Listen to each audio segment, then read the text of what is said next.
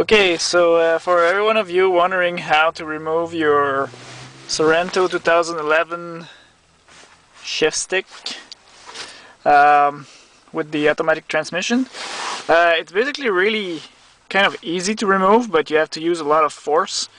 If you see here, it's only held by two little lines here. Sorry, my English is really bad. So all you have to do is put it in neutral. So basically I'll just start the engine, put it in neutral, and you just have to use a lot of force and pull it up, and just put it back and hit it hard to put it back on. So that's it. So all of you guys wondering how to remove that, don't hesitate and just pop it up.